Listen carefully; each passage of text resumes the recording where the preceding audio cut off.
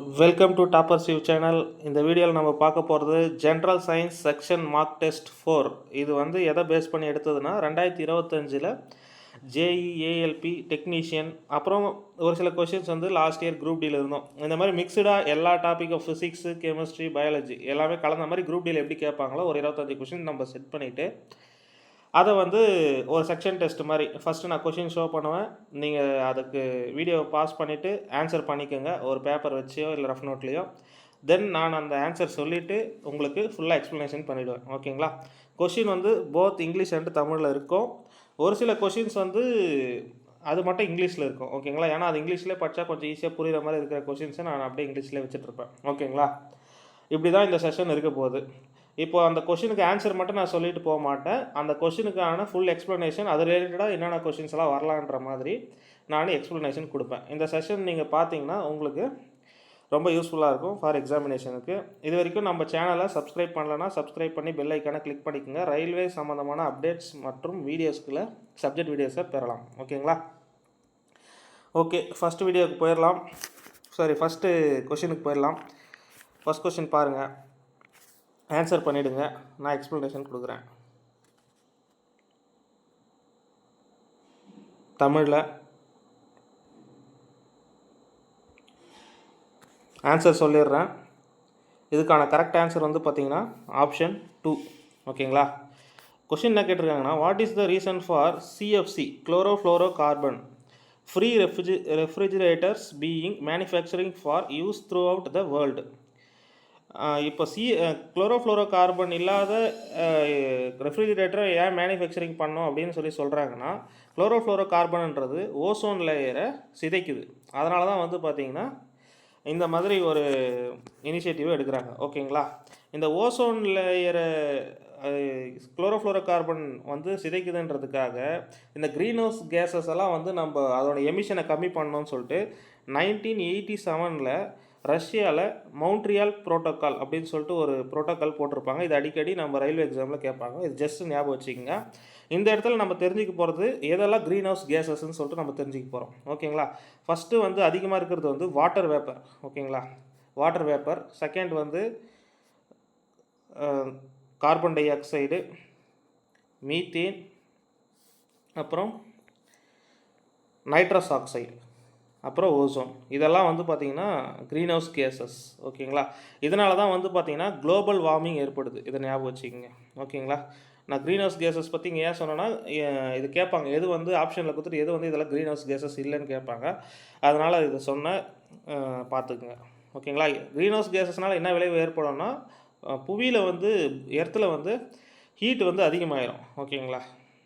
புவி வெப்பமயமாதல் ஏற்படும். அதுதான். ஓகே, செகண்ட் கொஷின் பார்த்துக்குங்க, ஆன்சர் பண்ணிவிடுங்க ஃபஸ்ட்டு தமிழில். ஓகேங்களா? செகண்ட் கொஷின் வந்து பார்த்தீங்கன்னா, the potential difference versus current plot for a conducting wire is a straight line. The slope of this line gives S. அதாவது என்ன சொல்கிறாங்கன்னா, பொட்டன்ஷியல் டிஃப்ரென்ஸ்னால் வி வோல்டேஜ், அதுக்கப்புறம் கரண்ட்டு, இதுக்கு வரக்கூடிய இந்த ஸ்லோப்பை வந்து என்னன்னு சொல்லலாம் அப்படின்னு கேட்குறாங்க. இது வந்து நம்ம 10th புக்கு கரண்ட் லெசனில் ஓம்ஸ்லா பக்கத்தில் இந்த கிராஃபை கொடுத்து வச்சுருப்பாங்க. ஸோ இந்த ஸ்லோப் எதை குறிக்குதுன்னா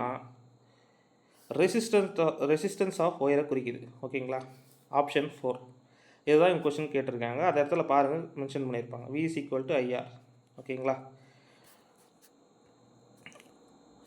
ஓகே, நெக்ஸ்ட் போகலாமா? இதுக்கு ஆன்சர் ஆப்ஷன் D. இதை பற்றி ஏன் நான் சொல்லனா, நம்ம கடந்த 2 வீடியோஸில் நிறைய இதை பற்றி பேசிட்டோம். அதனால தான் சொல்ல. அப்படியே அடுத்தடுத்த கொஷின்ஸ் பார்க்கலாம். ஓகேங்களா? கொஷின் நம்பர் 3 ஃபஸ்ட்டு ஆன்சர் பண்ணிவிடுங்க.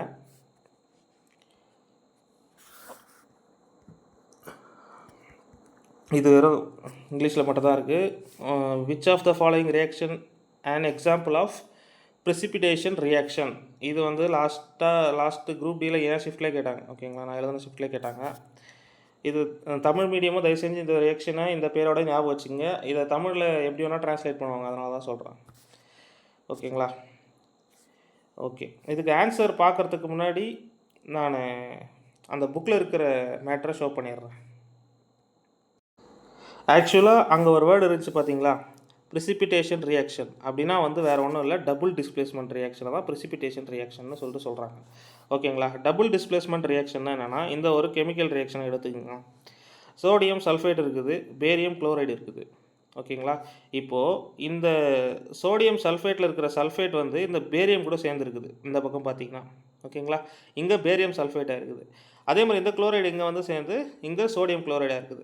ஸோ 2 இடத்துலையுமே டிஸ்பிளேஸ்மெண்ட் நடந்துருக்குது. ஸோ இதை தான் வந்து டபுள் டிஸ்பிளேஸ்மெண்ட் ரியாக்ஷன் சொல்லுவாங்க. இதனுடைய உணர் பேர் தான் ப்ரிசிபிடேஷன் ரியாக்ஷன் சொல்லுவாங்க. கொஷினில் வந்து நிறைய நம்ம இதில் ப்ரிசிபிடேஷன் ரியாக்ஷன் தான் கொடுப்பாங்க. ஓகேங்களா. இதில் டேரெக்டாகவே வந்து ப்ரிசிபிடேஷன் ரியாக்ஷன் தான் நம்ம கொஷினில் கேட்டிருக்காங்க. இப்போ நம்ம அந்த கொஷினை பார்க்கலாம், ஈஸியாக ஆன்சர் தெரியும். இப்போ பாருங்கள், எந்த இடத்துல வந்து 2 டிஸ்பிளேஸ்மெண்ட் நடந்திருக்குன்னு பாருங்கள். Option D. ஓகேங்களா. இங்கே பாருங்கள், சோடியம் குளோரைடு வந்து அந்த சோடியம் குளோரைடு அங்கே போயிட்டு சில்வர் குளோரைடாக மாறி இருக்குது. இந்த நைட்ரேட் வந்து இங்கே சேர்ந்து இது சோடியம் நைட்ரேட்டாக மாறி இருக்குது. ஸோ இதுதான் வந்து ஆன்சர். ஓகேங்களா. ஓகே, நெக்ஸ்ட்டு போகலாம். இதில் நிறைய டைப்ஸ் ஆஃப் ரியாக்ஷன் இருக்குது. டிஸ்பிளேஸ்மெண்ட்டில் வந்து பார்த்தோன்னா மெயினாக 2 தான். ஒன்று வந்து டிஸ்பிளேஸ்மெண்ட் ரியாக்ஷன் இருக்கும், அதில் ஒரே டிஸ்பிளேஸ்மெண்ட் தான் நடக்கும். ஓகேங்களா. அது பின்னாடி நான் எக்ஸாம்பிள் எடுத்து வச்சுருக்கேன், அதை காட்டுறேன். டபுள் டிஸ்பிளேஸ்மெண்ட்னா இந்த 2 காம்பவுண்ட்லேயும் டிஸ்பிளேஸ்மெண்ட் நடந்திருக்கும். ஓகேங்களா. ஓகே, வாட் டேர்ம், இந்த கொஷின் பார்த்துருங்க, நான் ஆன்சர் சொல்லிடுறேன், தமிழில் பார்த்துக்குங்க.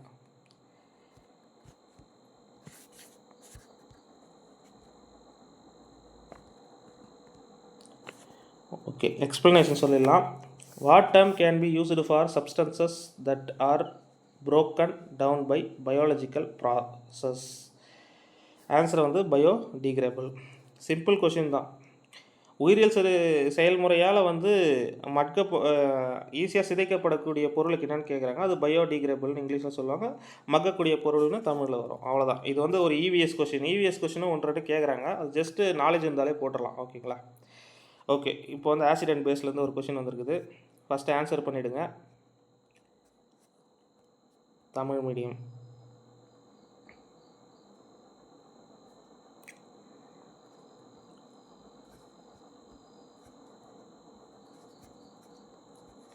ஓகே, கொஷின் என்னென்னா, if a substance has a pH of 11, ஓகேங்களா, அப்படி இருக்கும்போது எந்த ஸ்டேட்மெண்ட் கரெக்டுன்னு கேட்குறாங்க. ஒரு சப்ஸ்டன்ஸுக்கு pH வந்து 11 இருக்குது. அப்போது கீழ்கண்ட கூற்றுல எது உண்மைன்னு கேட்குறாங்க. ஓகேங்களா. ஆப்ஷன் நம்பர் 3 தான் வந்து கரெக்ட். ஓகேங்களா. pH வந்து மொத்தம் 14 வரைக்கும் இருக்கும். அதில் நம்மளுக்கு 7 வரைக்கும் வந்து பார்த்திங்கன்னா ஆசிடுன்னு சொல்லுவாங்க. அதாவது 6 வரைக்கும் ஆசிடு, 7ன்றது நியூட்ரலு, அதுக்கப்புறம் 8லேருந்து 14 வரைக்கும் பேஸ். ஓகேங்களா. இப்போ இங்கே pH 11னா இது பேஸ்ன்னு நம்ம கன்ஃபார்ம் பண்ணிடலாம். இட் இஸ் பேசிக். பேஸுன்றது என்ன பண்ணோம், காரன்றது ரெட் லிட்மஸை ப்ளூ லிட்மஸாக மாற்றும். ஓகேவா. ரெட் லிட்மஸை ப்ளூ லிட்மஸாக மாற்றும்.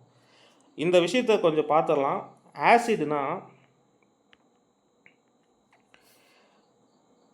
ப்ளூ லிட்மஸை ரெட் லிட்மஸாக மாற்றும். ஓகேங்களா. அதுக்கு அடுத்தது மெத்தில் ஆரஞ்சு கூட நம்ம ஆசிடை மிக்ஸ் பண்ணால் பிங்காக மாறும். ஓகேங்களா. மெத்தில் ஆரஞ்சு கூட மிக்ஸ் பண்ணால் பிங்காக மாறும். அதே வினாப்தலைன் கூட மிக்ஸ் பண்ணோன்னா கலர்லெஸ்ஸாக மாறும். ஓகேங்களா. ஒரு ஆசிடுன்னு எப்படி கண்டுபிடிக்கலாம்னா ப்ளூ லிட்மஸை ரெட் லிட்மஸாக மாற்றும். அதுக்கப்புறம் மெத்தில் ஆரஞ்சு கூட நம்ம ஆசிடை மிக்ஸ் பண்ணோன்னா பிங்காக மாறும். அப்புறம் ஃபினாப்தலைன் கூட நம்ம மிக்ஸ் பண்ணால் கலர்லெஸ்ஸாக மாறும். இது வந்து நம்ம ஆசிடுன்னு கண்டுபிடிச்சிடலாம். ஓகேங்களா. இதே மாதிரி பேஸ் காரத்துக்கு என்ன கண்டுபிடிக்கலான்னு பார்த்தீங்கன்னா,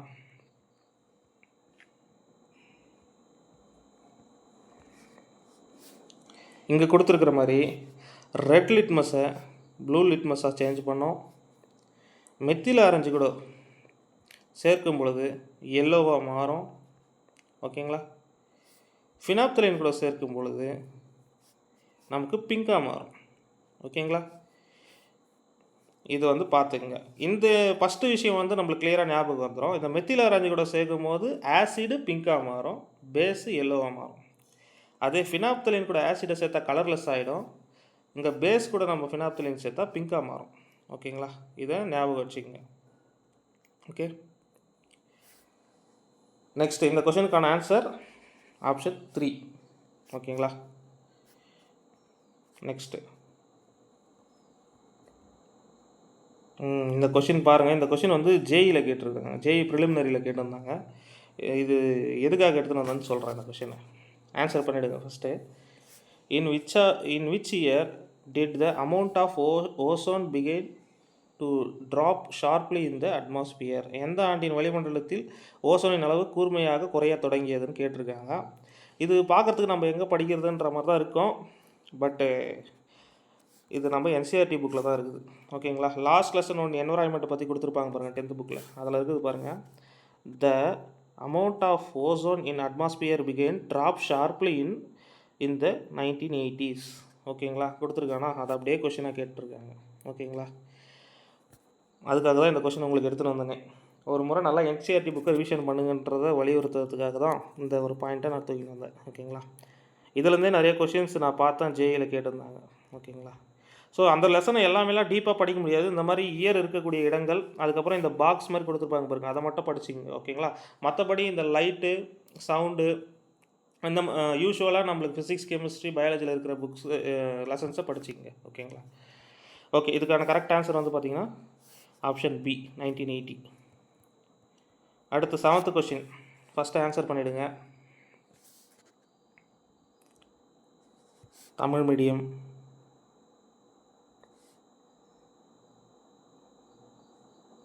கரெக்ட் ஆன்சர் பண்ணிடலாமா? நம்ம இந்த மாதிரி ரெசிஸ்டரை வந்து பேரலாக பண்ணோன்னா என்ன பண்ணணும்னா தலைக்கீழாக தான் கூட்டணும், இன்வெர்ஸாக தான் கூட்டணும். ஃபஸ்ட்டு ரெசிஸ்டரில் 6 ஓம் இருக்குது, செகண்ட் வந்து 3 இருக்குது, தேர்டு வந்து 2 இருக்குது. இதை வந்து நம்ம காமனாக கீழே 6ன்னு மாற்றிக்கணும்னா மேலே 1 + 2 3s are 6, அப்போ 2 வரும். 3 2s are 6, 3 வரும். ஸோ மொத்தம் 6. ஸோ 6/6 1. ஓகேங்களா. இப்போ இந்த இடத்துல சீரியஸ்ன்னு கொடுத்துட்டாங்க. இந்த பேரலல்ன்ற வேர்டு எடுத்துகிட்டு சீரியஸ்ன்னு கொடுத்துட்டாங்கன்னா நம்ம அப்படியே ஆட் பண்ணிக்கலாம். 6 3 9 11 அப்படின்னு நம்ம போட்டுக்கலாம் டேரெக்டாகவே. ஓகேங்களா. ஆப்ஷன் பாருங்கள், அவங்க 11 வச்சுருக்காங்க பார்த்தீங்களா. ஓகே, நெக்ஸ்ட்டு இந்த கொஷினுக்கு ஆன்சர் பண்ணிவிடுங்க. தமிழ் மீடியம். ஓகே, நான் எக்ஸ்ப்ளனேஷன் பண்ணிடுறேன். when 2 elements react to from a component, it can be classified as. இதுக்கு ஆன்சர் ஆப்ஷன் 3. அதாவது 2 தனிமங்கள் வினை புரிந்து ஒரு சேர்மத்தை உருவாக்கும் போது அதை பின்வருமாறு எவ்வாறு வகைப்படுத்தலாம்? 2 காம்பவுண்ட் சேர்ந்து ஒரு 2 எலமெண்ட் சேர்ந்து ஒரு காம்பவுண்ட் உருவாக்குனா அதுக்கு பேர் வந்து பார்த்திங்கன்னா காம்பினேஷன் ரியாக்ஷன். தமிழில் சேர்க்கைன்னு இருக்குது. ஓகேங்களா. சேர்க்கை வினை. ஓகேங்களா. இது நம்ம புக்கில் எங்கே கொடுத்துருக்காங்கன்னா கெமிக்கல் ரியாக்ஷன்ஸ் அப்படின்ற லெசனில் வந்து இந்த ரியாக்ஷனை எக்ஸ்பிளைன் பண்ணியிருப்பாங்க. ஓகேங்களா. நம்ம ஏற்கனவே ஃபஸ்ட்டு 2 ரியாக்ஷன் பார்த்தோம், displacement reaction, double displacement reaction. அதுலேருந்து கொஸ்டின் எப்படி வருதுன்னு பார்த்துருந்தோம். அதாவது 4 ரியாக்ஷன் கொடுத்துட்றாங்க, இதில் எது டிஸ்பிளேஸ்மெண்ட் ரியாக்ஷன், எது டபுள் டிஸ்பிளேஸ்மெண்ட் ரியாக்ஷன் கொடுக்குறாங்க. ஓகேங்களா. இப்போ இதில் வந்து டைரெக்டாக மேட்டரே கொடுத்துட்டாங்க உங்களுக்கு. அதாவது 2 காம்பவுண்டு சேர்ந்து ஒரு காம்பவுண்ட் உருவாகுது, அதுக்கு பேர் என்னன்னு சொல்லி டைரெக்டாகவே கேட்டாங்க. இங்கே பாருங்கள், இங்கே இருக்குது பாருங்கள். கால்சியம் ஆக்சைடும் வாட்டரும் சேர்ந்தால் நமக்கு கால்சியம் ஹைட்ராக்சைடு கிடைக்குது. ஓகேங்களா. 2 காம்பவுண்டு சேர்ந்து ஒரு காம்பவுண்ட் நம்மளுக்கு கிடைச்சா அதுக்கு பேர் காம்பினேஷன். அதே வந்து டீகம்போசிஷன் அப்படின்னா வந்து ஒரே காம்பவுண்டு ரியாக்ட் ஆகி நிறைய காம்பவுண்டாக பிரிஞ்சால் அது டீகம்போசிஷன் ரியாக்ஷன். அவ்வளோதான், சிம்பிள். ஓகேங்களா. அதே மாதிரி டிஸ்பிளேஸ்மெண்ட்டில் ஒரே ஒரு டிஸ்பிளேஸ்மெண்ட் தான் நடந்திருக்கும் அந்த ரியாக்ஷனில். டபுள் டிஸ்பிளேஸ்மெண்ட்டில் 2 காம்பவுண்ட்லேயும் டிஸ்பிளேஸ்மெண்ட் நடந்திருக்கும்.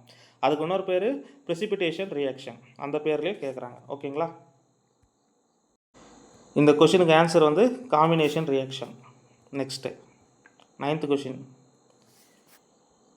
What role do green plants and certain bacteria play in ecosystem? இது ஆப்ஷன் நம்பர் 4. ஆன்சர் பண்ணிவிடுங்க நீங்கள் ஃபஸ்ட்டு. தமிழ். ஓகே, இது கரெக்ட் ஆன்சர் வந்து பார்த்திங்கன்னா ப்ரொடியூசர்ஸ். ஓகேங்களா. எக்கோசிஸ்டமில் க்ரீன் பிளான்ட்ஸும் பாக்டீரியாஸும் என்ன வேலை செய்யுதுன்னா ப்ரொடியூசர்ஸ், உற்பத்தியாளர்களாக இருக்குது. இந்த சிஸ்டமை நம்ம பார்த்துருவோம் ஃபஸ்ட்டு. அதாவது எக்கோசிஸ்டம்ன்றது வந்து பார்த்திங்கன்னா ஃபுட் செயின்லேருந்து தான் வரும். அதான் ஃபுட் செயின் எக்கோசிஸ்டம்னு சொல்லுவோம். ஃபஸ்ட்டு வந்து இந்த ப்ரொடியூசர்னால் இதுதான் தனக்குத்தானே உணவு உற்பத்தி செஞ்சுக்குது. ஓகேங்களா, இது நம்மளுக்கு பேசிக்கான விஷயந்தான். அங்கேருந்து ப்ரைமரி கன்சியூமர் வருவாங்க. அந்த ப்ரைமரி கன்சியூமரை செகண்டரி கன்சியூமர் சாப்பிடுவாங்க. அந்த செகண்டரி கன்சியூமரை டிபெண்ட் பண்ணி தான் தேர்டு கன்சியூமர் இருப்பாங்க. ஓகேங்களா, இதை தான் பேசிக் கொஷினு. இது பேசிக் நாலேஜில் நம்ம ஆன்சர் பண்ணிடலாம். ஓகேங்களா, நெக்ஸ்ட்டு இந்த கொஷின் பாருங்கள். English medium and Tamil medium.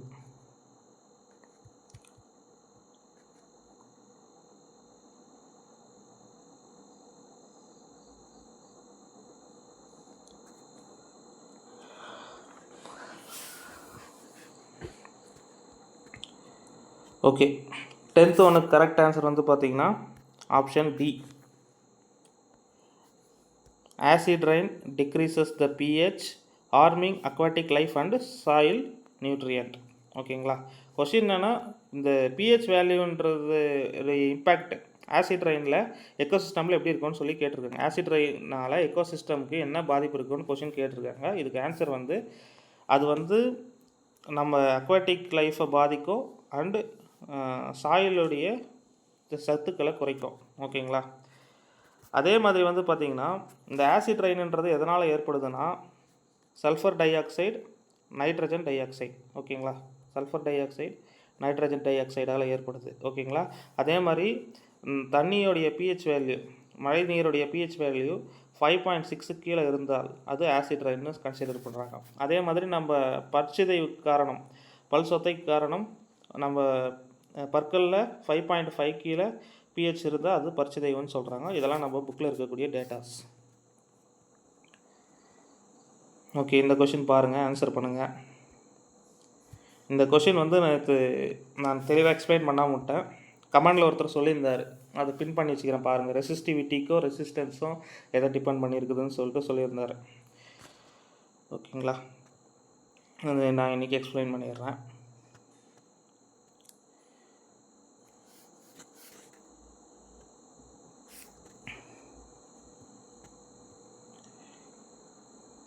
ஓகேங்களா, இதுக்கு கரெக்ட் ஆன்சர் வந்து பார்த்திங்கன்னா ரிமைன்ஸ் த சேம்ன்றது தான். If the length of wire shaped of resistor doubled resistivity. இந்த ரெசிஸ்டிவிட்டின்றது வந்து பார்த்திங்கன்னா வெறுமனே நேச்சர் ஆஃப் மெட்டீரியலையும் டெம்பரேச்சரையும் டிபெண்ட் பண்ணி தான் இருக்கும். ஓகேங்களா, ரெசிஸ்டிவிட்டின்றது.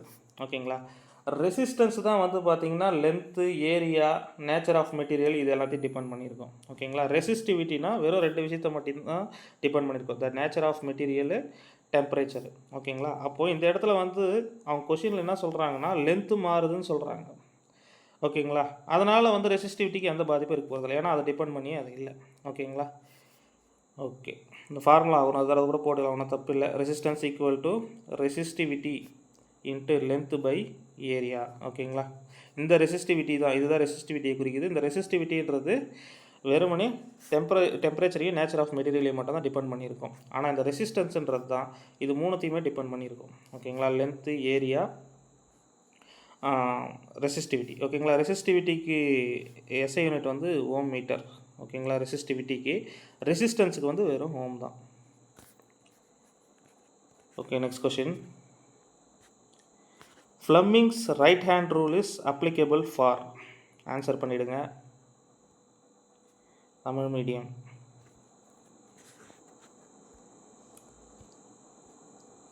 Okay, Fleming right hand rule is applicable for electric generators.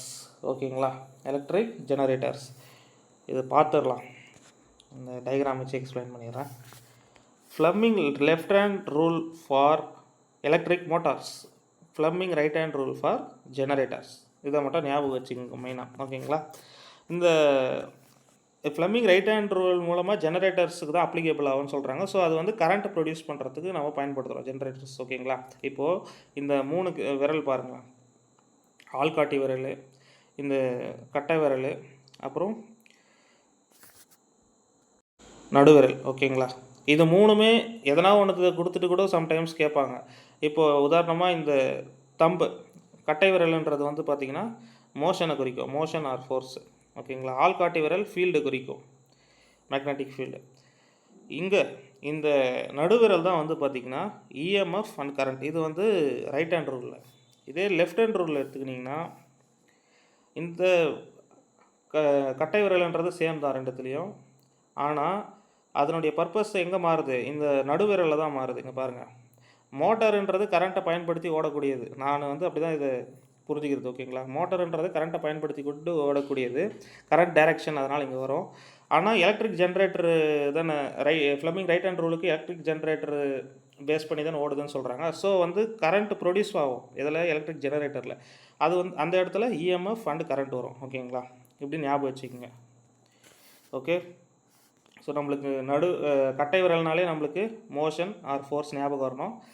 அதுக்கப்புறம் ஆள்காட்டி விரலில் நமக்கு ஃபீல்டு, மேக்னெட்டிக் ஃபீல்டு ஞாபகம் வரணும். நடுவிரலில் ரைட் ஹேண்ட் ரூலாக இருந்தால் நமக்கு இஎம்எஃப் கரண்ட் வரணும். லெஃப்ட் ஹேண்ட் ரூலாக இருந்தால் வெறுமனே கரண்ட். ஓகேங்களா. Current or direction. ஓகேங்களா. இதை ஞாபகம் வச்சுக்கோங்க. நெக்ஸ்ட் கொஷின் போகலாம். 13th question.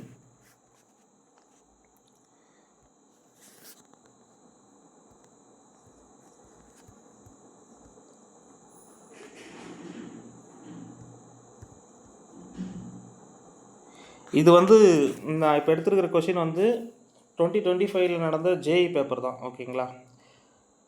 அதில் வந்து ஒரு ஷிஃப்ட் தான் நான் எடுத்துருக்கிறேன். அதிலே பார்த்தீங்கன்னா நான் உங்கள்கிட்ட இந்த வீடியோவில் ஒரு விஷயம் சொல்லணும்னு நினச்சேன். இந்த ஷிப்பில் வந்து பார்த்தீங்கன்னா ரியாக்ஷன்லேருந்து மட்டும் 3 கொஷின் கேட்டிருக்கிறாங்க. கரண்ட்லேருந்து அப்படியே ஒரு 3 கொஷின். இப்படி ஒரு டாப்பிக்லேருந்து ஜாஸ்தி கொஷின் கேட்டிருக்காங்க. ஒரு சில டாப்பிக்கை அவங்க தொடவே இல்லை. சவுண்டு, மோஷன்லாம் அவ்வளோவா அவங்க தொடவே இல்லை. நான் இது எதுக்காக சொல்ல வரேன்னா, நீங்கள் எல்லா டாப்பிக்கையும் கொஞ்சம் நல்லாவே படிச்சுன்னு போயிடுங்க. இப்போ இந்த ஷிஃப்ட்டில் வந்து படிச்சுன்னு போனவங்க, இந்த ஷிஃப்ட்டுக்கு போனவங்க இந்த ரியாக்ஷன், கெமிக்கல் ரியாக்ஷன்ன்ற லெசனையும் அவங்க படிக்காமல் போயிட்டாங்கன்னா ஈஸியாக 4 மார்க், ஈஸியான மார்க்கை லூஸ் பண்ணுவாங்க. ஓகேங்களா. எதனா ஒரு டாப்பிக் விட்டாலும் 4லேருந்து 5 மார்க் லூஸ் பண்ணுற மாதிரி இருந்தது இந்த ஷிஃப்ட்டு.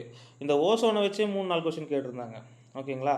பொதுவாக ஒரு கொஷின் பேப்பர்னால் எல்லா டாப்பிக்லேருந்தும் ஒரு 2 கொஷின் அந்த மாதிரி பேலன்ஸ்டாக தான் கேட்டுன்னு இருப்பாங்க. ஆனால் ஒரு சில இப்போது பார்க்குற ரீசெண்ட் டைமில் டெக்னீஷியன்லேயும் சரி, ஜேஇலையும் சரி, ஒரு குறிப்பிட்ட டாப்பிக்லேருந்து அதிகமாக கொஷின் எடுத்துடுறாங்க. ஓகேங்களா. அதனால் நீங்கள் எல்லா டாப்பிக்லேயும் கொஞ்சம் ஒரு பேசிக் நாலேஜோடு போனீங்கனாலே போதும்னு நான் சொல்லுவேன். ஓகேங்களா. ஓகே.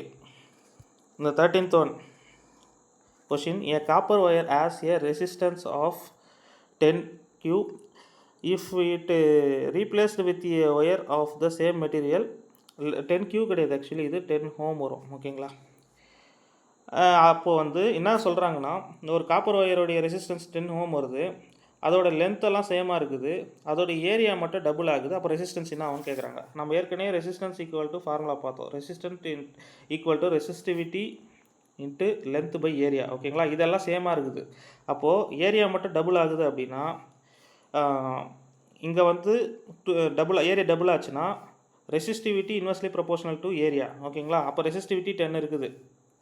அப்போ ஏரியா டபுள் ஆச்சுன்னா என்ன ஆகும், பை 2 வந்துடும். அப்போது பாதியாக மாறிடும். ஓகேங்களா. அதுதான் ஆன்சர். ஆப்ஷன் 1 தான் ஆன்சர். 13th ஒன்றுக்கு ஆப்ஷன் 1 தான் ஆன்சர், 5 ohm. ஓகேங்களா. இந்த மாதிரி கொஸ்டின் கேட்டால் நிதானமாக படிச்சுட்டு ஃபார்முலாவில் போட்டிருக்கேன், அவ்வளோதான். அடுத்தது இந்த ரியாக்ஷன், இதுக்கு ஆன்சர் பண்ணிவிடுங்க.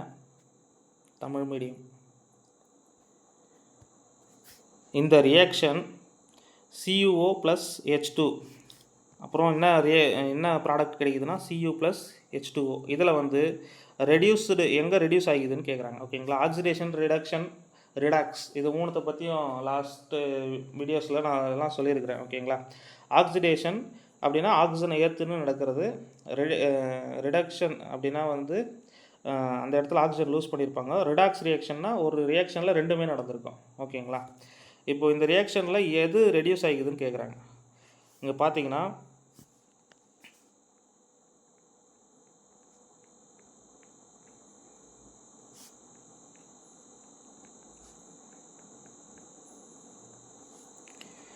இங்கே பாருங்கள், காப்பர் ஆக்சைடு வந்து பார்த்திங்கன்னா வெறும் காப்பராக மாறி இருக்குது இங்கே. ஓகேங்களா. அப்போ இங்கே தான் ஆக்சிஜன் லூஸ் ஆகிருக்குது. அப்போது இந்த காப்பர் ஆக்சைடு தான் ரெடியூஸ் ஆகிருக்குது. ஓகேங்களா. ரெடியூஸ் ஆனது காப்பர் ஆக்சைடு. அப்போ இந்த ரியாக்ஷனில் எது ஆக்சிடைஸ் ஆச்சுன்னு கேட்டாங்கன்னா நம்ம H2 போட்டுறக்கூடாது. இங்கே இருக்கிற H2 தான் H2ஓவாக ஆக்சிடைஸ் ஆகிருக்குது. அப்போ எது ஆக்சிடைஸ் ஆகிருக்குதுன்னு கேட்டால் H2ன்னு போடணும். ஓகேங்களா? இதுக்கு அப்போ கரெக்டான ஆன்சர் என்னது? Copper oxide. 14th ஒன்றுக்கு ஆப்ஷன் 4 தான் கரெக்ட். ஓகேங்களா? ஆக்சிஜன் ஆக்சிஜன் ஒடுக்கம் அடைந்தது எதுன்னு கேட்டால் காப்பர் ஆக்சைடு தான். ஆக்சிஜன் நேற்றம் அடைந்தது எதுன்னு கேட்டால் இதில் H2. ஓகேவா? ஓகே, நெக்ஸ்ட்டு நம்ம காம்பினேஷன் ரியாக்ஷனுக்கு நான் இந்த ஷிஃப்ட்டில் எதாவது சொன்னேன். இப்போ பாருங்கள், ரியாக்ஷன்லேருந்து நம்ம 3வது கொஷின் பார்க்குறோம் இப்போது. ஓகேங்களா? ஃபஸ்ட்டு டபுள் டிஸ்பிளேஸ்மெண்ட்டு பார்த்தோம். அப்புறமா காம்பினேஷனுக்கு ரியாக்ஷனுக்கு வந்து இது கேட்டிருந்தாங்க, டெஃபினேஷன் மாதிரி. இப்போ வந்து அந்த ரியாக்ஷனுக்கு எக்ஸாம்பிள் கொடுத்துட்டு கேட்குறேன். ஓகேங்களா? இப்போ நான் காம்பினேஷன் ரியாக்ஷன்னா என்ன சொன்னேன்? 2 காம்பவுண்டாக சேர்ந்து ஒரு காம்பவுண்டாக மாறணும். ஓகேங்களா? அவ்வளோதான். அதுதான் வந்து காம்பினேஷன் ரியாக்ஷன். ஆப்ஷன் 1 தான் ஆன்சர். 15th ஒன்று நம்ம கொடுத்த அந்த NCERT புக்கில் கொடுத்த எக்ஸாம்பிளே அப்படியே தான் கொடுத்துருக்காங்க பாருங்க. ஓகேங்களா? இப்போ இது வந்து டபுள் டிஸ்பிளேஸ்மெண்ட் ரியாக்ஷன். ஓகேங்களா? 2 டிஸ்பிளேஸ்மெண்ட் ஆகிருக்குது பாருங்கள். இது வந்து டீகாம்போசிஷன் ரியாக்ஷனு, இதுவும் டீகாம்போசிஷன் ரியாக்ஷன். ஓகேங்களா? இன்னும் பாருங்கள், காம்பினேஷன் ரியாக்ஷன் பார்த்துட்டோம் ஏற்கனவே. அதாவது அதுதான் இப்போ ஆப்ஷன்லேயே இருந்தது. ஆப்ஷனை கூட மாற்றிக்கணும் பாருங்கள்.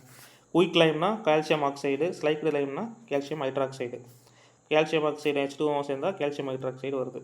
அதே டீகம்போசிஷன்னா இந்த ஃபெர்ரிக் சல்ஃபேட்டு, இந்த ஒரு காம்பவுண்டு தனித்தனியாக பிரியுது. ஓகேங்களா? அதனால் கொஞ்சம் ரொம்ப கஷ்டமாலாம் கேட்கல புக்கிலேருந்து. புக்கில் இருக்கிற விஷயங்களை மறக்காமல் தப்பு பண்ணாமல் பண்ணிவிட்டு வாங்க. ஓகேங்களா? நான் நடுவில் ஒரு வீடியோ கொடுக்குறேன், எந்த மாதிரி எக்ஸாம் பண்ணணும்னு சொல்லிட்டு. நீங்கள் கூட கேட்டிருந்தீங்க, நான் அது கொடுக்குறேன் எந்த மாதிரி எக்ஸாம் பண்ணணும்னு சொல்லிட்டு. ஃபஸ்ட்டு ஈஸியான கொஷின் அட்டன் பண்ணுறது, அதுக்கப்புறம் டைம் மேனேஜ்மெண்ட் எப்படி பண்ணுறது, அதெல்லாம் நான் வந்து எனக்கு தெரிஞ்சதை நான் சொல்கிறேன். ஓகேங்களா? ஓகே, இந்த கொஷினுக்கு ஆன்சர் பண்ணுங்கள்.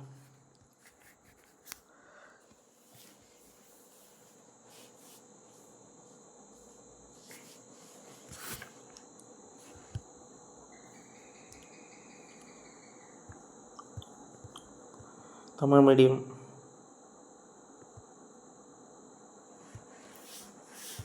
ஓகே.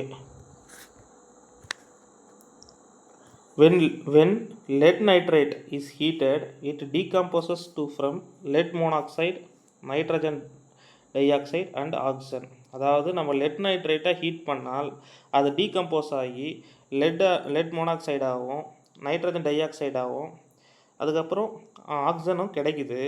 இந்த ரியாக்ஷனில் நல்லா பாருங்கள், இந்த ரியாக்ஷனில் ப்ரௌன் கேஸ் எதுன்னு கேட்குறாங்க. ஓகேங்களா? இந்த என்டையர் ரியாக்ஷன்லேயும் ப்ரௌன் கலரில் வரக்கூடிய கேஸ் எதுன்னு கேட்குறாங்க. ஆப்ஷனும் கொடுத்துருக்காங்க. ஓகேங்களா? இது பாதி பேர் படித்தவங்க கெஸ் பண்ணிருப்பீங்க எதுன்னு சொல்லிட்டு. நம்ம NCERT புக்லேயே தான் இருக்குது இதுவும். ஓகேங்களா? அதே கெமிக்கல் ரியாக்ஷன்ஸ் லெசன் தான். இந்த ரியாக்ஷன் கொடுத்துருக்காங்களா, லெட் நைட்ரேட்டு ஹீட் பண்ணுறாங்க, இது தனித்தனியாக பிரியுது. லெட் ஆக்சைடாக பிரியுது, நைட்ரஜன் டை ஆக்சைடாக பிரியுது, ஆக்சிஜனாக பிரியுது. ஓகேங்களா? இங்கே கொடுத்துருக்காங்க பாருங்க, you will observe emission of brown flames. ஓகேங்களா? Emission of brown flames, this flames nitrogen dioxide, this flames nitrogen dioxide. இதை தான் அவங்க கொஷினாக கேட்டிருக்காங்க. ஓகே, அப்போ ஆன்சர் இதுக்கு வந்து நைட்ரஜன் டை ஆக்சைடு. இதுதான், அவ்வளோதாங்க. அது மாதிரி படித்தா டக்கு டக்குன்னு போட்டு போயினே இருக்கலாம். சரி, நெக்ஸ்ட்டு 17th ஒன். ஃபஸ்ட்டு நீங்கள் ஆன்சர் பண்ணிவிடுங்க. இங்கே பாருங்கள், இந்த கொஷின்லாம் நான் எடுத்தது கிடையாது, எக்ஸாமில் கேட்ட கொஷினே தான் எடுத்துகிட்டு வந்துக்கிறேன். நீங்கள் ஒரு ஷிப்லேயே பாருங்கள், இந்த கால்சியம் ஆக்சைடை வச்சு காம்பினேஷன் ரியாக்ஷன் கேட்டிருந்தாங்க, அதை வச்சு அதோட ஃபார்முலா கேட்குறாங்க. எனக்கு தெரிஞ்சு இந்த கொஷின் செட்டர் என்ன பண்ணியிருக்காருன்னா, இந்த கெமிக்கல் ரியாக்ஷன்ற லெசன்லேருந்தே ஒரு 6-7 கொஷின் எடுத்திருக்காரு. அதனால் கொஞ்சம் எல்லா லெசனும் கவனமாக பார்த்துன்னு போங்க. ஓகே, கால்சியம் ஆக்சைடுக்கு என்ன ஃபார்முலா? ஓகேங்களா? அதனால தான் தமிழில் இல்லை. கால்சியம் ஆக்சைடுக்கு என்ன ஃபார்முலா? அவ்வளோதான், முடிஞ்சு போச்சு. Correct answer option 1. இப்போ தான் பார்த்தோம். இதை வந்து என்ன சொல்லுவாங்க, குயிக் லைம்னு சொல்லுவாங்க. ஓகேங்களா. அப்புறம் இப்படியே கூட கேட்பாங்க, குயிக் லைம்னா என்னென்னு கேட்பாங்க ஃபார்முலா. அதுக்கப்புறம் ஸ்லேக்டு லைம் அப்படின்னா கால்சியம் ஹைட்ராக்சைடு. அப்புறம் லைம்ஸ்டோன்னா கால்சியம் கார்பனேட். ஓகேங்களா. இது 3 ஞாபகம் வச்சுங்க. இது 3 கூட அப்படியே சொல்லி கேட்டுருவாங்க. ஓகே, நெக்ஸ்ட் கொஸ்டின் போகலாம். இந்த கொஸ்டினுக்கு ஆன்சர் பண்ணுங்க.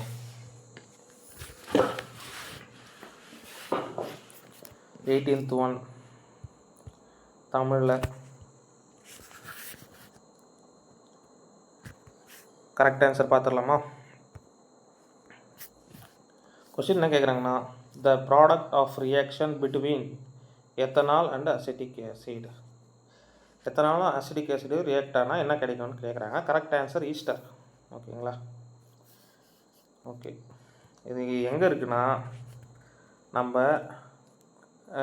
கார்பன் லெசனில் வந்து அசிட்டிக் ஆசிடை பற்றி கொடுத்துருப்பாங்க. அந்த அசிட்டிக் ஆசிடு கீழே அடுத்த இருக்கிறதே வந்து இந்த விஷயந்தான், இந்த சாப்டர் தான். ஓகேங்களா. ரியாக்ஷன்ஸ் ஆஃப் எத்தனாயிக் ஆசிட் கொடுத்துருக்கானா, எஸ்டரிஃபிகேஷன் ரியாக்ஷன். கொஸ்டின் என்ன கேட்டிருந்தாங்க, எத்தனாயிக் ஆசிடும் எத்தனாலும் சேர்ந்தால் என்ன கிடைக்குதுன்னு கேட்டிருந்தாங்க. எஸ்டர். அவ்வளோதான், டேரெக்டாக கேட்டுக்கிறாங்க. நீங்கள் உள்ளலாம் கூட படித்து பார்த்துருக்க தேவையில்லை. இதை படிச்சிருந்தீங்கனாலே அப்படியே ஆன்சர். ஓகேங்களா. Okay, esters are most commonly formed reaction acid and alcohol. அதுதான் கொடுத்துருக்குறாங்க. ஓகேங்களா. இதை பார்த்துங்க.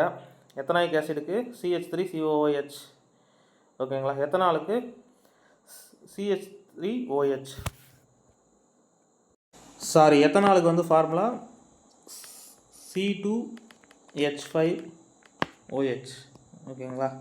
இது வந்து எத்தனாலுக்கு. எத்தனாயிக் ஆசிடுக்கு வந்து பார்த்தோம்னா CH3COOH. இது ரெண்டும் சேர்ந்து எஸ்டர் வருது. ஓகேங்களா. இதுதான் எஸ்டரிஃபிகேஷன் ரியாக்ஷன் சொல்லிட்டு சொல்லுவாங்க. ஓகேங்களா. அதுக்கப்புறம் இதுக்கு மேலே ஒரு சில விஷயம்லாம் கொடுத்துருப்பாங்க. எத்தனாயிக் ஆசிட் அப்படின்றது வந்து பார்த்திங்கன்னா காமன்லி கால்டு அசிடிக் ஆசிடுன்னு சொல்லலாம். ஓகேங்களா. அதை வந்து கார்பாக்சிலிக் ஆசிடுன்னு சொல்லி கூட அழைக்கிறாங்க. அதுக்கப்புறம் இதை தான் வினிகரில் யூஸ் பண்ணுறாங்க அப்படின்னு சொல்லிட்டுலாம் கொடுத்துருப்பாங்க. அந்த விஷயத்தெல்லாம் நல்லா பார்த்துக்குங்க. அதுக்கப்புறமா நான் இன்னொரு விஷயம் நம்ம 2 days பிஃபோர் பார்த்தா, அது ஜஸ்ட் ஒரு ரிவிஷனுக்காக சொல்கிறேன். ஓகேங்களா. நம்ம சோப் மாலிகுல்ஸ் இப்படி இருக்குது பார்த்தீங்களா, இதில் வாட்டரை அட்ராக்ட் பண்ணுற எண்டுக்கு பேர் ஹைட்ரோஃபிலிக். அதே மாதிரி ஹைட்ரோ கார்பனை அட்ராக்ட் பண்ணுற எண்டுக்கு பேர் ஹைட்ரோஃபிலிக். ஓகேங்களா. இது ரெண்டும் பார்த்துங்க. ஹைட்ரோஃபோலிக்.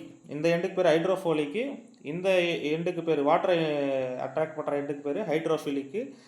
ஹைட்ரோ கார்பன்ஸை அட்ராக்ட் பண்ணுற இதுக்கு பேர் ஹைட்ரோஃபோபிக். ஓகேங்களா. இந்த டெய்ல் ஹைட்ரோஃபோபிக்கு, இந்த ஹெட்டு வந்து ஹைட்ரோஃபிலிக். இது ஜஸ்ட் ஒரு ரிவிஷன் பர்பஸ்க்காக சொன்னேன். ஓகேங்களா.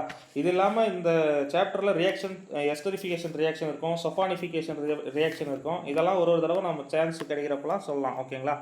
அப்புறம் சப்ஸ்டியூஷன் ரியாக்ஷன், அடிஷன் ரியாக்ஷன்லாம் கூட பார்த்தோம். ஓகேங்களா. அதெல்லாம் கொஞ்சம் பார்த்து வச்சுங்க. அடிஷன் ரியாக்ஷனில் கேட்டலிஸ்ட்டாக எது யூஸ் பண்ணுறாங்கன்னு சொல்லி கேட்பாங்க. ஆன்சர் வந்து நிக்கல். ஓகேங்களா. அதுக்கப்புறம் இன்னொரு கொஸ்டின் என்னென்னா, நம்ம ட்ரக் அண்ட் ட்ரைவ் வந்து டிராஃபிக் போலீஸ் நம்மளை செக் பண்ணுவாங்க. ஓகேங்களா. அப்போ வந்து அந்த இடத்துல அந்த மெஷினில் இருக்கக்கூடிய கெமிக்கல் எலமெண்ட் என்னான்னு கேட்பாங்க. பொட்டாசியம் டைக்ரோமைட். ஓகேங்களா. பொட்டாசியம் ட்ரைக்ரோமைட். அதெல்லாம் ஜஸ்ட் ஒரு இன்ஃபர்மேஷன், ஞாபகம் வச்சுக்கோங்க. ஓகே, நெக்ஸ்ட் கொஸ்டின் போகலாம்.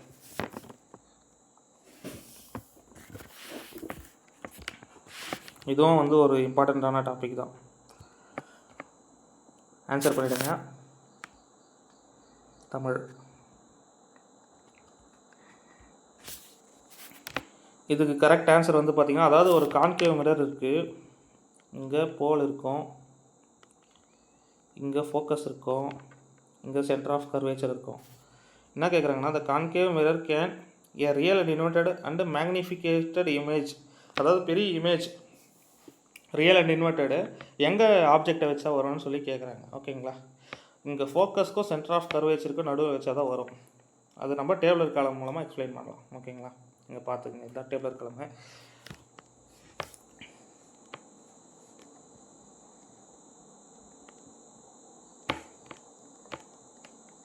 ஃபோக்கஸு ஃபஸ்ட்டு இன்ஃபினிட்டியில் வைக்கிறாங்க.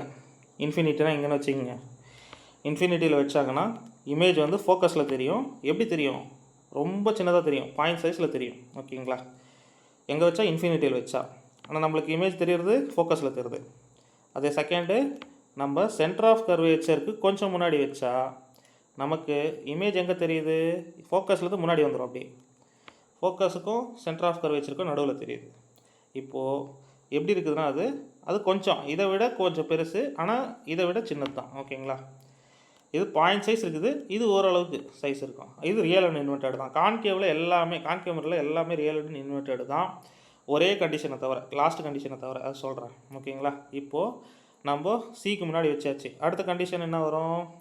சியிலே வைப்பாங்க. சியில் வச்சா சியிலே தான் தெரியும், சேம் சைஸ் தான் தெரியும், ரியல் அண்ட் இன்வெர்ட்டட் தான். அப்போ சிக்கு அப்புறம் உள்ளே வருவாங்க. சென்டர் ஆஃப் கர்வேச்சருக்கும் ஃபோக்கஸுக்கும் நடுவில் வச்சா இங்கே இருக்குது பாருங்கள், இது இப்படி வந்துடும். ஓகேங்களா? சிக்கு முன்னாடி வந்துடும். ஓகே, அடுத்தது எஃப்பில் வச்சாங்கன்னா இன்ஃபினிட்டியில் தெரியும். அதுக்கப்புறம் இந்த போலுக்கும் ஃபோக்கஸுக்கும் நடுவில் வச்சாதான் நமக்கு விர்ச்சுவல் அண்ட் டைரெக்டாக தெரியும், என்லார்ஜாக. ஏன்னா இது மிரருக்கு பின்னாடி நம்மளுக்கு இமேஜ் ஃபார்ம் ஆகுது. ஓகேங்களா? இந்த டேபிளர் காலமும் ஒரு தடவை இந்த மாதிரி வரைஞ்சே ப்ராக்டிஸ் பண்ணிவிடுங்க. கொஷின் எப்படி கேட்டாலும் போட்டுடலாம். இப்போ அவங்க கேட்டது எதை வச்சு கேட்டிருக்காங்கன்னா, என்லார்ஜ்டு எந்த கண்டிஷனில் தெரியும், எங்கே வச்சா தெரியும்னா சென்டர் ஆஃப் கர்வேச்சருக்கும் ஃபோக்கஸ்க்கும் நடுவில் வச்சா தெரியும். ஓகேங்களா? அதுதான் அவங்க கேட்டிருக்கிறது. இந்த மாதிரி பார்த்துக்குங்க. எங்கே சின்னதாக இருக்கும்போது எங்கே இருக்குது, அதை விட டிமினைஸ்டாக இருக்கும்போது எங்கே இருக்குது, சேம் சைஸில் இருக்கும்போது இந்த வேர்டோட பார்த்துக்குங்க. ஓகேங்களா? இது இல்லாமல் கான்வெக்ஸ் லென்ஸும் வரும், கான்வெக்ஸ் மிரரும் வரும், இது இல்லாமல் லென்ஸும் வரும். அதுவும் கொஞ்சம் ஃபஸ்ட்டு மிரர் மட்டும் தெளிவாக பார்த்துங்க, அப்புறமா கொஞ்சம் லென்ஸ் லைட்டாக கூட பார்த்துக்குங்க. ஓகேங்களா? ஏன்னா இந்த கான்செப்ட் வந்து அதிகமாக மிரர்லேருந்து தான் கேட்குறாங்க. அப்புறம் 20th கொஷின் ஏற்கனவே நம்ம பார்த்தது தான், கொஞ்சம் வேறு மாதிரி இருக்குது. லாஸ்ட் டைம் பார்த்தது வேறு. ஆன்சர் பண்ணிட்டீங்களா? அதாவது இப்போ தான் பார்த்துட்டு வந்தோம். நமக்கு தம்ப், இந்த ரைட் ஹேண்டில் இருக்கக்கூடிய தம்ப் வந்து எதை குறிக்குதுன்னு கேட்டிருந்தாங்க. ரைட் ஹேண்ட் ரூலில் இங்கே பாருங்கள், ரைட் ஹேண்ட் ரூல். இந்த தம்ப் வந்து டைரெக்ஷன் ஆஃப் மோஷன். ஓகேங்களா? இதில் இந்த வீடியோவில் நீங்கள் மனப்பாடம் பண்ணிடணும் அதை. ஓகேங்களா? இது ஆள்காட்டி விரல் வந்து பார்த்திங்கன்னா மேக்னெட்டிக் ஃபீல்டு. ரைட் ஹேண்ட் ரூலுன்றதுனால நம்மளுடைய நடுவிரல் இஎம்எஃப் எலக்ட்ரோ மேக்னெட்டிக் ஃபீல்டை குறிக்குது. அதே லெஃப்ட் ஹேண்ட் ரூலாக இருந்தால் நமக்கு கரண்ட் டைரெக்ஷனை குறிக்கும். ஓகேங்களா? இதை மட்டும் ஞாபகம் வச்சுக்கோங்க. ஓகே, இதுக்காக ஆன்சர் வந்து டைரெக்ஷன் ஆஃப் மோஷன். நெக்ஸ்ட்டு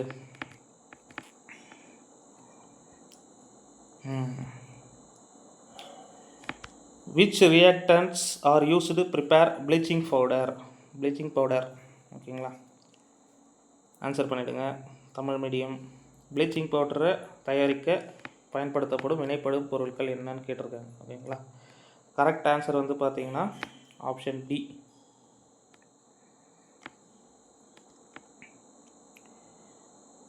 ஒரு நிமிஷம்.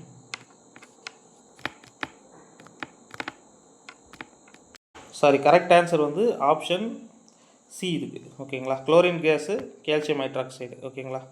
ஆப்ஷன் சி இதுக்கு ஆன்சரு. இங்கே எக்ஸ்ப்ளனேஷன் இருக்குது பாருங்கள். இது நம்ம புக்கில் இருக்கிற எக்ஸ்ப்ளனேஷனே தான். ஓகேங்களா? ஆசிட் அண்ட் பேஸில் கடைசியாக சால்ட்டு பற்றி கொடுத்துருப்பாங்கள்ல, அதில் வர எக்ஸ்ப்ளனேஷன். ஓகேங்களா? கால்சியம் ஹைட்ராக்சைடு ப்ளஸ் குளோரின் இது ரெண்டும் சேர்ந்தால் தான் கால்சியம் ஆக்சிக்ளோரைடு அப்படின்ற ப்ளீச்சிங் பவுடர் உருவாகுது. ஓகேங்களா? இது நம்ம பார்த்தோம், இதோட யூசஸ்லாம் என்னென்ன எங்கெல்லாம்ட்டு. ஆக்சிடைசிங் ஏஜெண்ட்டாக யூஸ் ஆகும். அதுக்கப்புறம் வந்து லாண்ட்ரியில், அப்புறம் கிருமி நாசினியாக இங்கெல்லாம் வந்து ப்ளீச்சிங் பவுடர் யூஸ் பண்ணுறாங்கன்னு சொல்லி நம்ம இதோட யூசஸை பார்த்துருப்போம். ஓகேங்களா? இதுக்கு ஆப்ஷன் வந்து ஆன்சர் வந்து ஆப்ஷன் 3. குளோரின் கேஸும் கால்சியம் ஹைட்ராக்சைடும், ட்ரை கால்சியம் ஹைட்ராக்சைடும் நமக்கு யூஸ் ஆகுது ப்ளீச்சிங் பவுடர் தயாரிக்க. ஓகேங்களா? அதே மாதிரி சோடியம் கார்பனேட்டுன்றது washing soda, sodium carbonate 10H2O. Baking சோடான்றது சோடியம் பை கார்பனேட். ஓகேங்களா? அப்புறம் ப்ளீச்சிங் பவுடர் இது கொடுத்துருப்பாங்க. அப்புறம் வேறு என்ன கொடுத்துருப்பாங்க நம்ம புக்கில்? கால்சியம் சல்ஃபேட் ஹெமிஹைட்ரேட் வந்து plaster of Paris. Calcium sulphate hemihydrate of H2O. இது வந்து பிளாஸ்டர் ஆஃப் பாரிஸ். இது வந்து எலும்பு முறிவுக்கு கட்டு போடுறதுக்கு, நிறைய பொம்மைகள் செய்கிறதுக்கு இதை பயன்படுத்துவாங்க. அப்புறம் ஜிப்சம்ன்றது கால்சியம் சல்ஃபேட்டு 2H2O. அவ்வளோதான். ஓகேங்களா? நெக்ஸ்ட்டு இந்த ரிப்ரொடக்டிவ் சிஸ்டம் வந்து எதனா ஒரு கொஷின் வந்துடும். ஒன்று ஹியூமன்ஸை பற்றி வரும், இல்லைன்னா இது பிளான்ட்ஸை பற்றி எதனா ஒரு கொஷின்ஸ் வந்துடும். ஓகேங்களா. Which of the following is an example of regeneration in plants? Regeneration answer பண்ணிவிடுங்க. தமிழ் மீடியம் ஆன்சர் பண்ணிவிடுங்க.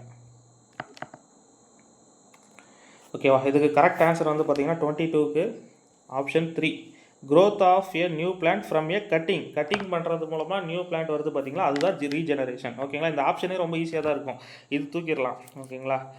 பைனரி ஃபிஷன் இன் பாக்டீரியா அது கிடையாது, ரீஜெனரேஷன் கிடையாது அது. ஓகேங்களா. பைனரி ஃபிஷன்ன்றது வெட்ட வளராது ஃபிஷன்ன்றது. ஓகேங்களா. பட்டிங் இன் ஹைட்ரா அதுவும் கிடையாது. growth of new plant in கட்டிங்ன்றது தான் கரெக்டு. ஓகேங்களா.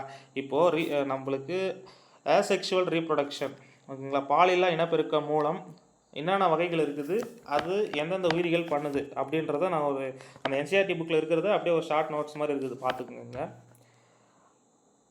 பைனரி ஃபிஷன் இது வந்து ஒரு செல் உயிரிகள், சிங்கிள் செல் இதில் மட்டும் தான் நடக்கும். இது அமீபா, பாக்டீரியா, அதுக்கப்புறம் லேஷ்மேனியா அப்படின்ற ஒரு புரோட்டோசோவானு, பேரமிசியம், இதெல்லாம் வந்து பார்த்திங்கன்னா உங்களுக்கு பைனரி ஃபிஷனில் வரும். ஓகேங்களா.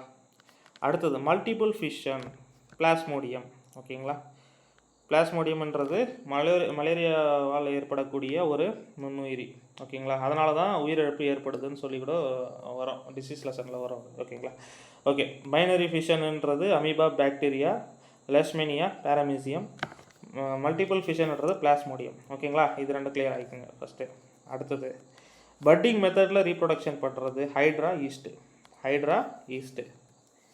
அடுத்தது ரீஜெனரேஷன் ஃப்ராக்மெண்டேஷனில் ஸ்பைரோகேரா. ஓகேங்களா.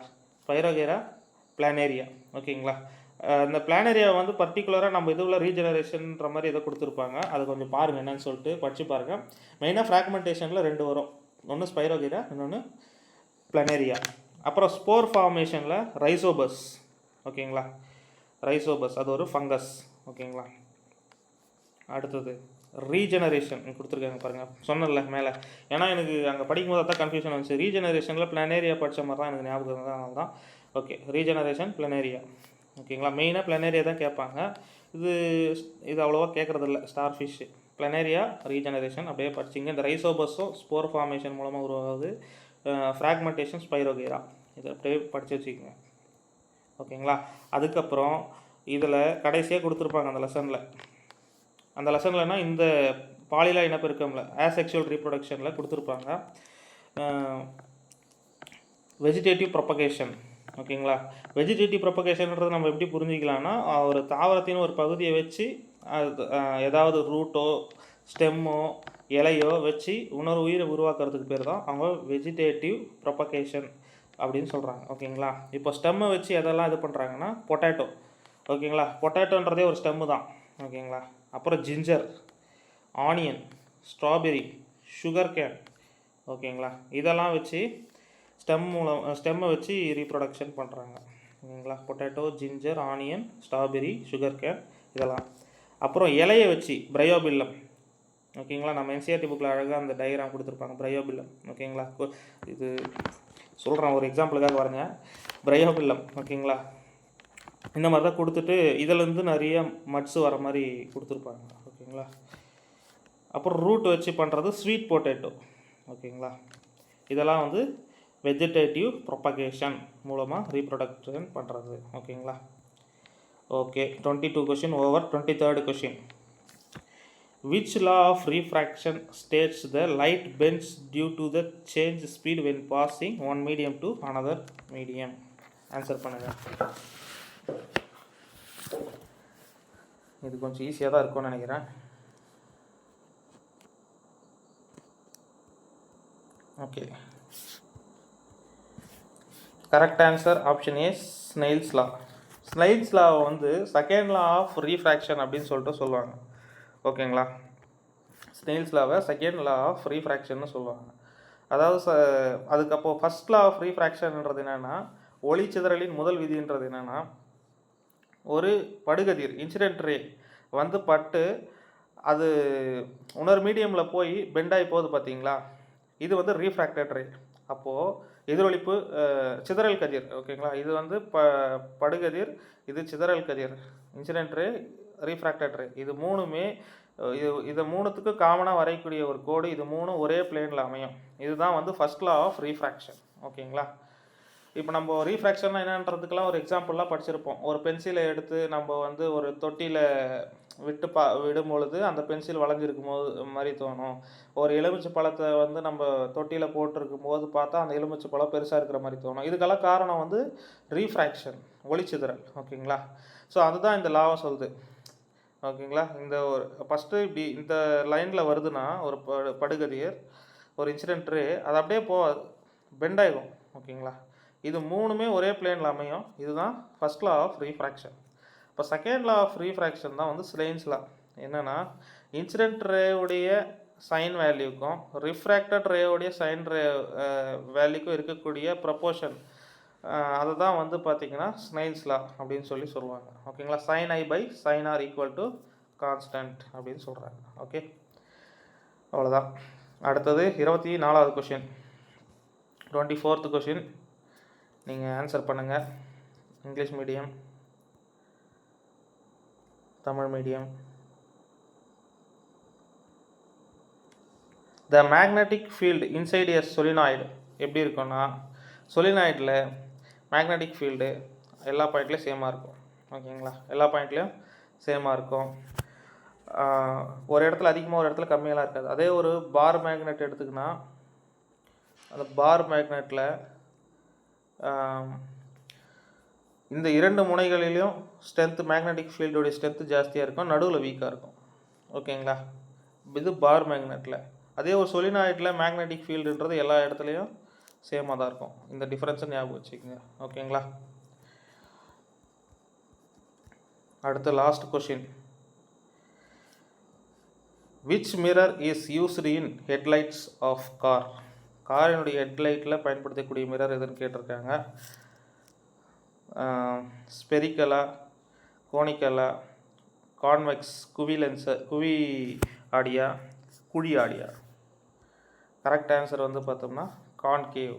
ஓகேங்களா? கான்கேவ் மிரர் தான் நம்ம காருடைய ஹெட்லைட்டில் யூஸ் பண்ணுறாங்க. ஓகேங்களா? அது என்னென்ன யூசஸ் இருக்குன்றது நான் சொல்லிடுறேன் பாருங்கள். இப்போது இது கான்கேவ், குழி ஆடி, கான்கேவ் மிரர். ஓகேங்களா? இந்த கான்கேவ் மிரரை நம்ம ஷேவிங், மேக்கப் மிரர்ஸாக யூஸ் பண்ணுறாங்க. அப்புறம் வெஹிக்கிளுடைய ஹெட்லைட்ஸ் இப்போ கேட்டிருந்தாங்க பார்த்தீங்களா, அது டார்ச்சஸ், சர்ச் லைட் இங்கெல்லாம் யூஸ் பண்ணுறாங்க. அப்புறம் நம்ம டென்டிஸ்ட், பல் டாக்டர்கள், அவங்க வந்து மெடிக்கல் இன்ஸ்ட்ருமெண்ட்டாக யூஸ் பண்ணுறாங்க. அடுத்தது சோலார் எனர்ஜி உருவாக்கக்கூடிய இதுவில் அந்த ஃபர்னஸ், சோலார் ஃபர்னஸில் முக்கியமாக யூஸ் பண்ணுறாங்க. சோலார் ஃபர்னஸ் அண்டு குக்கரில் இந்த கான்கேவ் மிரரை யூஸ் பண்ணுறாங்க. Solar furnace and cooker. ஓகேங்களா? இதெல்லாம் கான்கேவ் மிரருடைய யூசஸ். கான்வெக்ஸ் மிரருடைய யூசஸ் என்னென்னா, சைடு மிரர். இது எப்படி ஞாபகம் வச்சுக்கலான்னா, சின்னதாக இருக்கிற விஷயத்த பெருசு பண்ணி காட்டுறது வந்து கான்கேவ் மிரர், பெருசாக இருக்கிற விஷயத்த வந்து சின்னது பண்ணி காட்டுற இடத்துலலாம் கான்வெக்ஸ் மிரர். ஓகேங்களா? இப்போது இந்த சர்ச்சில் இங்கெல்லாம் பார்த்தோம், இந்த சர்ச் லைட் ஆகட்டும், இந்த டென்டிஸ்ட் யூஸ் பண்ணுற லென்ஸ் ஆகட்டும், இதெல்லாம் வந்து சின்னதாக இருக்கிறத பெருசு பண்ணி காட்டுறது. அதனால் இது கான்கேவ். இந்த இடத்துல பார்த்தீங்கன்னா பெருசாக இருக்கிற விஷயத்த சின்னது பண்ணி காட்டுறது. எக்ஸாம்பிளுக்கு வெஹிக்கிளுடைய சைடு மிரர். ஓகேங்களா? சைடு மிரரால் நம்மளுக்கு எவ்வளோ பெரிய ஏரியா கவர் ஆகுது. ஓகேங்களா? அதே பாருங்கள், செக்யூரிட்டி சர்வைலன்ஸ் கேமரா. சர்வைலன்ஸ் கேமராவில் இப்போ ஒரு ரூமு, ஒரு ஹாலையே வந்து சுருக்கி ஒரு சின்ன லென்ஸ் தான் வச்சுருப்பாங்க, அதில் கவர் பண்ணி காட்டுது நம்மளுக்கு. ஓகேங்களா? சேஃப்டி மிரர்ஸ், அந்த ஒரு சில இண்டஸ்ட்ரியல் ஏரியாஸ், ஹாஸ்பிட்டல்ஸ்லாம் பார்த்தீங்கன்னா அங்கங்கே சேஃப்டி மிரர்ஸ் வச்சுருப்பாங்க. அது இப்போ இண்டஸ்ட்ரியல் ஏரியாவில் வந்து லாரியெல்லாம் ஈஸியாக ரிவர்ஸ் பார்த்துக்கிறதுக்காகவும், இந்த பக்கம் வரக்கூடிய பெண்டில் வரக்கூடிய வெஹிக்கிள் பார்க்குறதுக்காகலாம் பெரிய பெரிய இண்டஸ்ட்ரீஸ்லாம் வச்சுருப்பாங்க சேஃப்டி மிரர்ஸு. அப்புறம் ஏடிஎம் வியூ சரௌண்டிங் சேஃப்டி. ஓகேங்களா? கான்செப்ட் இதுதான். பெருசாக இருக்கிற இது வந்து சின்னது பண்ணி காட்டுறது எல்லாம் கான்வெக்ஸ் மிரர், சின்னதாக இருக்கிற விஷயத்தை பெருத்து பண்ணி காட்டுறது கான்கேவ் மிரர். ஓகேங்களா? ஓகே. அதுக்கப்புறம் இன்னொரு விஷயம், லென்ஸில் பவர் ஆஃப் லென்ஸுக்கு என்ன ஃபார்முலா? மெயினாக 1/f. சின்ன ரிவிஷனுக்காக சொல்கிறேன், வேறு ஒன்றும் இல்லை. P = 1/f. இதே கான்கேவ் லென்ஸாக இருந்தால் என்ன சைன் போடணும்? மைனஸ். கான்வெக்ஸ் லென்ஸாக இருந்தால் ப்ளஸ் போடணும். ஓகேங்களா? ஓகே. நீங்கள் ஒரு விஷயத்தை கமெண்ட் பண்ணிவிடுங்க. Convex lens, diverging lens, converging லென்ஸ்னு 2 இருக்குது. இதில் கான்கேவ் லென்ஸ் எது, கான்வெக்ஸ் லென்ஸ் எதுன்னு கமெண்டில் போட்டு விடுங்க. ஓகேங்களா? அந்த நேற்று சொல்லியிருந்தேன், அதனால் அதை கேட்குறேன். ஓகே இன்றைக்கி வந்து எக்ஸாம் டேட் வந்து நம்மளுக்கு வந்துருச்சு. ஓகேங்களா? இன்னிலேருந்து சரியாக நம்மளுக்கு 10 நாள் கூட இல்லை. அதனால் ஒன்றும் பதட்டம்லாம் பட தேவையில்ல. நம்ம படித்த விஷயத்தை கரெக்டாக போய் அங்கே அட்டன் பண்ணிட்டு வந்தாலே நம்ம பாஸ் பண்ணிடலாம். நான் உங்களுக்கு திரும்ப ஞாபகப்படுத்துகிறேன், 55 மார்க் மேக்ஸ் அண்ட் ரீசனிங், இதில் 52 போட பாருங்கள். சயின்ஸ் இந்த மாதிரி அங்கங்கே நீங்கள் படிச்சுன்னு போங்க. என்சிஆர்டி புக்கு நல்லா ரிவிஷன் பண்ணிட்டு இந்த மாதிரி எங்கெல்லாம் கொஷின் செஷன் கிடைச்சாலோ அதை படிங்க. செக்ஷன் டெஸ்ட் போடுங்க. நல்லபடியாக ப்ராக்டிஸ் பண்ணிங்கனாலே ஒரு நல்ல மார்க் கொடுக்கும். ஒரு 70+ அட்டம்ப்ட்டு. ஓகேங்களா? 70 to 75+ அட்டம்ப்ட்டு கொடுத்துட்டு சிங்கிள் டிஜிட்டு மிஸ்டேக்ஸு. ஓகேங்களா? அந்த மாதிரி வந்துட்டிங்கன்னா ஒரு உதாரணத்துக்கு சொல்கிறேனே, ஒரு 75 அட்டம்ப்ட் போட்டு ஒரு 3 தப்பு 4 தப்பு வைங்க. ஓகேங்களா? 3லேருந்து 4 தப்பு வைக்கணும். ஒரு 78 போட்டிங்கன்னா ஒரு 5 தப்பு வரைக்கும் வைக்கலாம். நான் சொல்கிறேன் 100% வேலை கிடைச்சிடும். அதுக்காக சொல்கிறேன் நான். இதுக்கு மேலே தப்பானாலும் ஒரு 65+ இருக்கிறதுக்கெல்லாம் வாய்ப்பு இருக்குது தான். நான் வந்து 100% நம்ம இதில் இது பண்ணி ஆகணும் அப்படின்னா நமக்கு 75+ அட்டம்ப்ட்டு ஆர் 70+ அட்டம்ப்ட்டு சிங்கிள் டிஜிட்டில் மிஸ்டேக்கு, இன்கரெக்டாக சிங்கிள் டிஜிட்டில் இருக்கணும். இதெல்லாம் நான் ஒரு வீடியோவில் கிளியராக சொல்கிறேன். ஓகேங்களா? எந்த மாதிரியெல்லாம் எனக்கு தெரிஞ்சதை நான் சொல்கிறேன். ஓகேங்களா? என்னுடைய எக்ஸ்பீரியன்ஸை உங்களுக்கு நான் ஷேர் பண்ணுறேன். அதை பாருங்கள். அன்னெசரியாக எதையும் போட்டு குழப்பிக்காதீங்க. சிம்பிளாக இருக்கிற புக்ஸை படிச்சுட்டு எக்ஸாம் போங்க. நல்லபடியாக பண்ணுவீங்க. ஓகேங்களா? நம்ம ஃப்ரெண்ட்ஸ் யாருனா படிச்சிருந்தா அவங்களுக்கும் இந்த சேனலை ஷேர் பண்ணி விடுங்க. அவங்களுக்கும் யூஸ்ஃபுல்லாக இருக்கும். வேறு எதனா டவுட்ஸ் இருந்தால் கண்டிப்பாக கமெண்ட்டில் சொல்லுங்கள். நம்ம சேனலை சப்ஸ்கிரைப் பண்ணலாம், சப்ஸ்கிரைப் பண்ணிக்க. நெக்ஸ்ட் வீடியோவில் பார்க்கலாம். தேங்க்யூ.